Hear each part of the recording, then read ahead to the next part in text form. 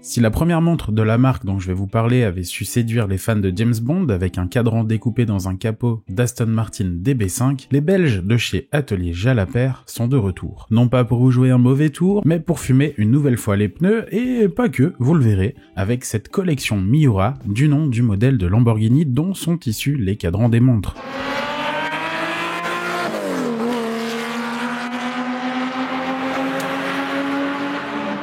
Salut, c'est Maxime et bienvenue sur la chaîne horlogère Man vs Watch. J'espère que vous allez bien. Vous le savez, depuis des décennies, horlogerie et automobile sont fortement en lien, et cela se vérifie pour plusieurs marques, dont Atelier Jalabert. Grâce à Louis et Simon, la marque se lance en 2019, avec à l'esprit l'envie de proposer une première collection qui marquera les esprits, grâce à l'idée de faire les cadrans sur une base de capot de voiture. Pas n'importe laquelle, puisqu'il s'agira de l'Aston Martin DB5, cher à James Bond. L'intérêt de ce choix, outre un certain intérêt tant mécanique que cinématographique, est d'avoir des montres uniques, dont l'identité du cadran sera marquée par les stigmates d'usure du capot de la voiture. Le concept plaît, et l'équipe se met en quête de la prochaine voiture. Direction l'Italie et la marque Lamborghini, marque de légende et modèle de légende avec le choix de la Miura P400S de 1969, qui donnera ses lignes d'ailleurs à la montre. Restez bien jusqu'au bout de la vidéo, il y a une petite histoire fort intéressante qui lie la voiture donneuse d'organes à la montre. J'en profite aussi pour vous inciter à vous abonner si ce n'est pas encore fait. Quelques caractéristiques sur la montre. Celle-ci est en acier 316L poli satiné et son boîtier fait 39,5 mm de diamètre pour une épaisseur de 10,3 mm. Le corne à corne de 46,58 mm ne posera pas de problème pour être porté par tout le monde. La couronne est vissée et signée du logo d'Atelier Jalabert. Cependant, l'étanchéité de la montre n'étant que de 5 atm, y a-t-il un intérêt à ce qu'elle soit vissée? Le remontage étant manuel, j'ai un avis mitigé sur le fait de devoir toujours dévisser la couronne pour le remontage et sur la pérennité du joint de couronne notamment. On a un verre saphir traité anti-reflet côté cadran, et par contre côté fond de boîte, on a un verre minéral fumé. Pourquoi fumé? Vous le saurez bientôt. Le verre minéral ne me dérange pas vu que c'est du côté du poignet.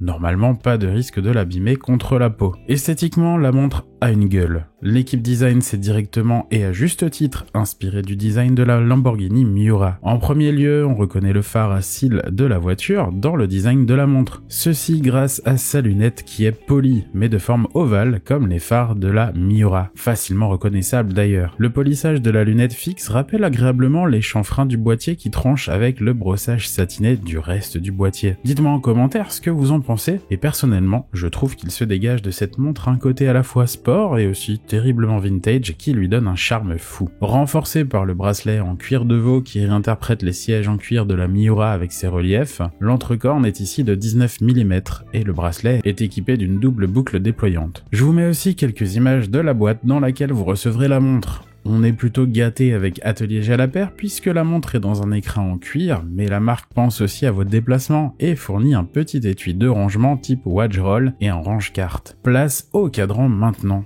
4 coloris sont disponibles. Ils s'inspirent directement des coloris de carrosserie des Miura de l'époque. Pour ma part, j'ai choisi de vous parler de la version verte. La touche de couleur sera présente sur le réo des montres, suffisamment voyant pour attirer l'œil et mettre en valeur le cadran, mais assez discrète tout de même pour ne pas donner un résultat ostentatoire. Et parlons-en du cadran justement. Il est en aluminium et à quelques kilomètres au compteur. Je l'ai déjà mentionné, le matériau de base est un capot de Lamborghini Miura P400S de 1969. C'est pour ainsi dire une forme de quête ou de chasse au trésor pour les gars de l'atelier Jalabert lorsqu'ils prospectent pour trouver leur futur cadran. Après plus d'1 an de recherche et l'acquisition du capot, il a cependant fallu quelques étapes techniques pour passer d'un capot à un cadran. Remarquez que le point commun entre les deux reste finalement le fait que sous le cadran ou le capot se trouve la mécanique. Le capot a donc suivi un traitement par anodisation pour lui donner une couleur noire mate, mais heureusement en lui permettant de garder tout son intérêt grâce à la patine originale qui est préservée. À première vue, on ne verra pas de grosses rayures ou de traces d'impact, mais en regardant de près, nous n'aurons pas une pièce toute lisse.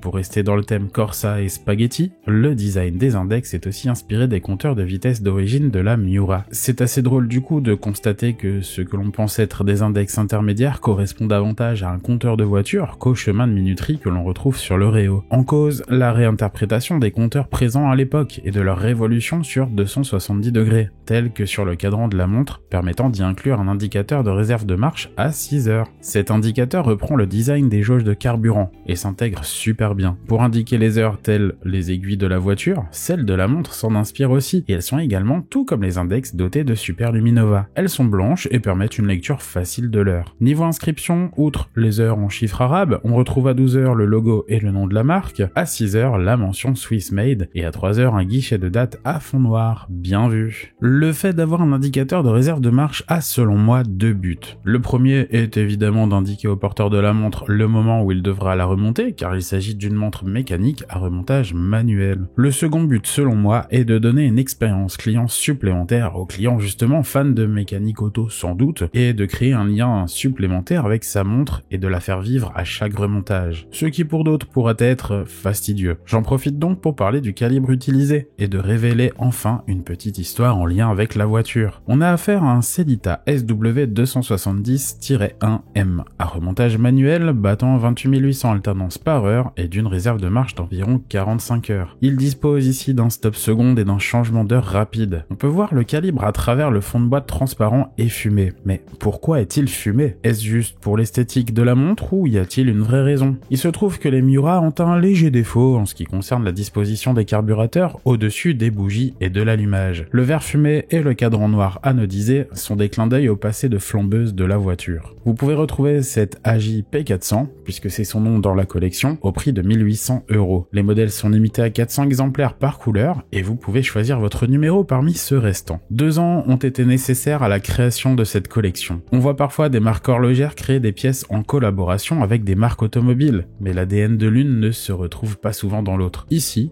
et vous me direz bien en commentaire si j'ai raison, le lien se fait facilement. La montre a une identité évidente, une âme qui lui vient de la Miura, dont une partie d'elle-même est issue. Le calibre manuel fait sens pour cette pièce qui sent l'huile moteur et qui transpire les courses des années 60. Bravo donc à l'atelier Jalapert. Je sais qu'ils préparent leur prochaine collection et que leur choix semble s'être redirigé de l'autre côté de la Manche. Hâte de voir ça. Merci à l'atelier Jalapert pour le prêt de cette AJP 400 Miura. Merci à vous de m'avoir suivi. Évidemment, on se donne rendez-vous dans une prochaine vidéo. D'ici là, prenez soin de vous, prenez soin de vos montres. À bientôt, salut!